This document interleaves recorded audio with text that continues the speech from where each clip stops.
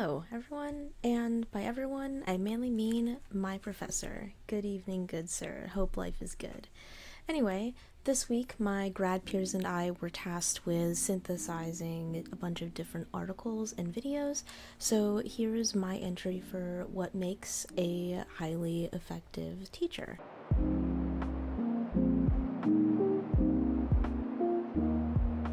Across all of the resources that we were given, an idea that seemed consistent across all of them were the importance of adaptability and growing in knowledge.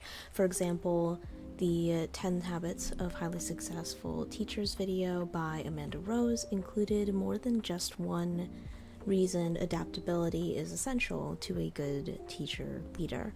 She specifically states that teachers have taught for a long while can get stuck in their ways, and teachers that are the most successful are open to new ideas. Similarly, both Edutopia articles include ways to change and adapt to each group of students in the form of embracing change and differentiation.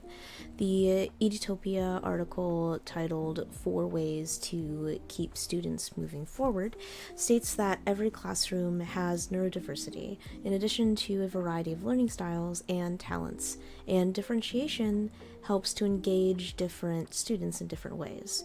They call this teaching to the edges, but I really like to call it not being boring. Of course, class and schoolwork isn't always going to be exciting all the time, and at the end of the day, we are teachers here to present lessons. We are not entertainers there to keep kids engaged. I think there's a big difference between engagement and entertainment, and sometimes engagement doesn't look like the kids are having fun, but they are retaining that information. And the best way that students learn is when they are engaged, when they have some of that buy-in. But having a variety of different ways to do things, such as like incorporating speaking, and writing, and some creative thinking, or just standing up at some point in the lesson, can keep students present and engaged. The Edutopia article, titled 11 Habits of Effective Teachers, also mentions the importance of being able to change. The article states that effective teachers embrace change and resiliently overcome challenges. As the world changes, so must education, in order to stay relevant and meaningful to the upcoming generation. Therefore, teachers should be open to change. I would revise that teachers should be open to change as long as it benefits student learning and engagement. There's been like a flood of new forms of testing and evaluating, more trainings, both required and suggested, and digital programs that claim to collect and analyze data to help student learning. While data analyzing can help gauge student interest and their needs and their strengths, how much of it is bells and whistles and pretty spreadsheets with upward graphs, and how much of it is directly beneficial for student learning? This question may be asked and answered in a myriad of different ways, to differing degrees and results, depending on the teacher, the school, and the community. Each group of students is going to need something different, and it's an extraordinarily difficult task to figure out how to meet in the middle, identify, provide support to high-need students, but not at the cost of the on-track or high-achieving students. But we as a teaching community can try. So as long as the goal is to further student learning, to set them up to live an independent life, and find value in their surrounding community, to teach critical thinking and problem solving and empathy, then by all means, give that test, collect that data, add the new requirements, or change some of the wording of some of the older ones, raise expectations, and ask educators to adapt to change.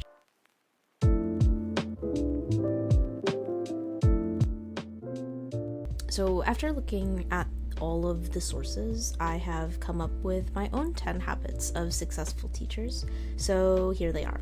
Number 1 is always find joy. Teaching is a love what you do kind of job. If you don't like the school or the subject area or just the job in general enough to make you bitter, it's not the profession to stick with. It's super similar to the first habit in the 11 Habits article from Edutopia, which simply states that teachers should enjoy teaching.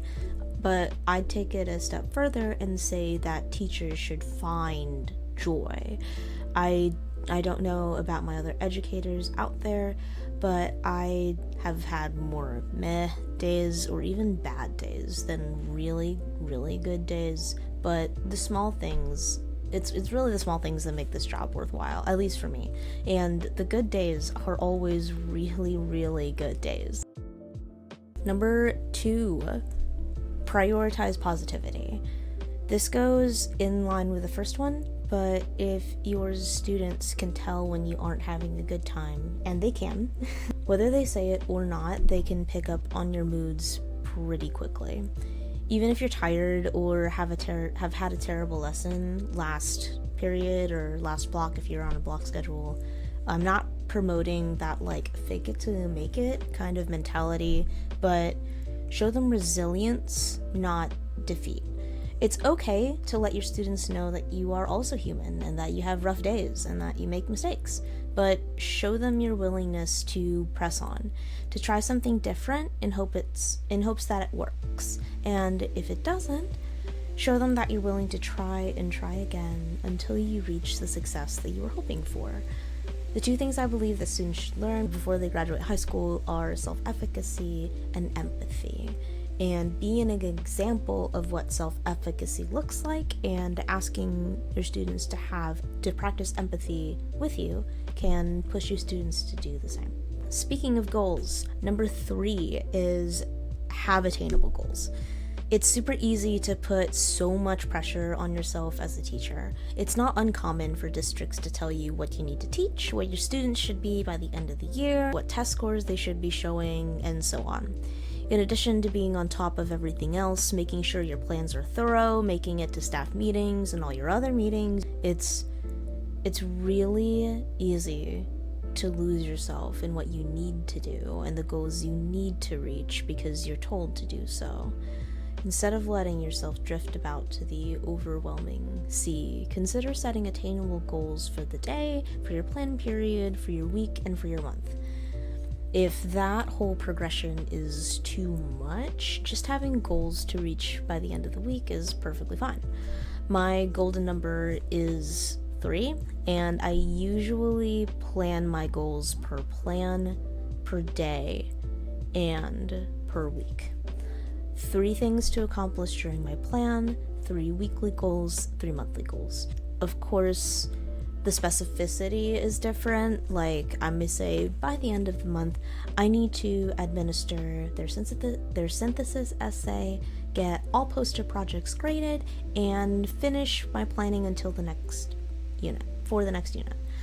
And this is that like big 3 for the month can be broken down into smaller steps that can be accomplished every week, and then even smaller steps that can be accomplished during the plan period. And this also allows people like me who really like checking off boxes to feel accomplished. This rule of 3 allows you to like check off a box and be able to check off all the boxes and feel good about it and have a little bit of space to rest if you've accomplished all of those, and have like a little space for a mental break before you have to move on to the next thing. While we're on the topic of organization, my 4th habit is to find an organizational system that really works for you. In the Edutopia articles, both effective teaching articles in particular, organization is a point worth mentioning, and I think they're right. Every teacher has their own way of organizing things. Someone that keeps a meticulous paper planner may think that the sticky note goblin that just seems to remember everything is way crazy, and vice versa. But as long as you have a good system that helps you feel organized as a teacher, use that. And don't be afraid to try new things and check out unfamiliar systems. And don't forget that if it doesn't work out, totally fine. If you find a new way to organize your plans, meetings, notes, behavior logs, and such, fantastic. It's all trial and error. So don't get discouraged if you feel like you tried something and you still don't have it all together, or you tried something and it simply isn't working. Just go ahead and say, okay, well, that didn't work, and so I can just try something else and figure out something that does. And that is a great lead to my next habit. Number 5, keep learning and start with a desire to do so. In the Adams Teaching article about habits of effective instructional leaders, a majority of the habits they talk about are about increasing in knowledge. It can be pretty overwhelming when it comes to learning new technology, specifically, but it's important to be at least knowledgeable about new tech, especially if it might be of help to students. Really great teachers keep a growth mindset with not just technology, but in all things. But really great teachers keep a growth mindset so close that it becomes an unconscious habit to continuously reflect and seek out new ways to do different things, regardless of experience or expertise. Always striving forward to the best version of yourself is truly an admirable path to follow, and it produces some awesome results. All the best teachers I know are always learning something new with a lot of excitement that they are still capable of learning. They see improvements and testing out new ways of doing things as something fun, or at least something that will benefit them, even if it's difficult. Number 6, be open to criticism. The Adams Teaching article, again, mentioned working together with colleagues in order to grow as a professional. In the Edutopia 11 Habits article, it mentioned similar things by stating that people are going to criticize teachers. And while oftentimes that's true, I'd say effective teachers ask for genuine constructive criticism from people they trust and people that seek the success of their fellow educators. While you don't have to take all advice as gospel, there's definitely something to say for considering multiple perspectives in order to come to a conclusion about the way a lesson should go, certain procedures, the way you word things, or a number of different things that you may not notice on your own. As long as you can actually feel like whoever is giving you criticism is giving it because they support you and wish for your success, just be open-minded as you continue your learning journey. Number 7. Now we're getting into like a couple of technical things. My number 7 is grade for mastery. Grade only what's necessary.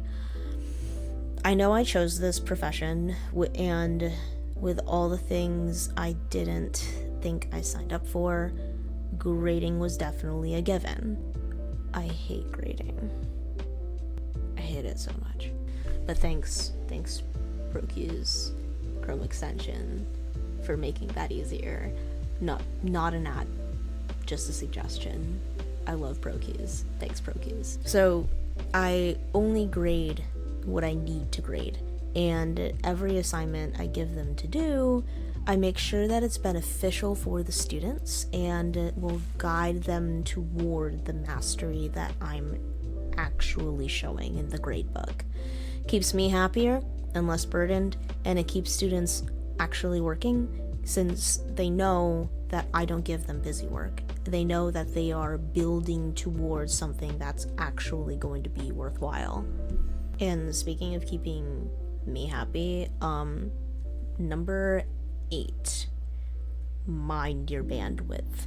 This is one of the hardest habits to keep up with, for me too. Minding your bandwidth means don't take on more than you can handle comfortably. Comfortably is the key word there. Will it bring you joy by the end of it? Will you be happy with yourself by the end of the year? Just do the things that bring you joy. It's super common for teachers to martyr themselves for the kids. or something. Don't forget to take care of yourself.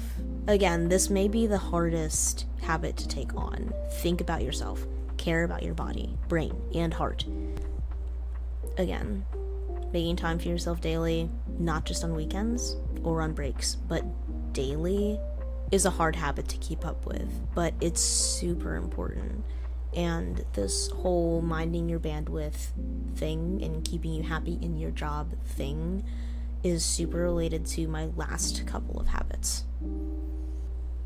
I'm so tired. We're all tired. Shout out to all my other teachers out there who are juggling both teaching and grad school. This is so much to handle. If you're a teacher with a kid, multiple kids, God bless you. Anyway, habit 9 is to take a day off. Like, I'm calling this like a habit because you should take a day off. Plan it so that it fits within your unit as seamlessly as possible. Use your personal days. Just use them. You can't run on empty forever. You can't support anybody if you yourself aren't well. So take days off with the purpose of rest and resetting your mind, emotions, and body. Trust me, your year will feel so much more manageable. And finally, number 10, work stays at work. When I leave school for the day, I refuse to do any more prep or planning. If I have to stay late to catch up on grading or make sure that the copies that I wasn't able to make during the day or anything else that I decided could wait till the end of the day, all of that, I do that at school in the building so that when I leave, my workday is done. My work brain can shut off. Some teachers are super resolved to only work within their contractual hours, and that is awesome. I am pushing myself toward that point, that when the last bell rings, I am done or just about done. But the best way to beat that teacher burnout is to have a life outside of work. Go hang out with your friends that aren't work friends. Engage in your hobbies. Don't do any work on Sunday night, whatever works for you. Just as everybody needs a life that isn't work, so do teachers.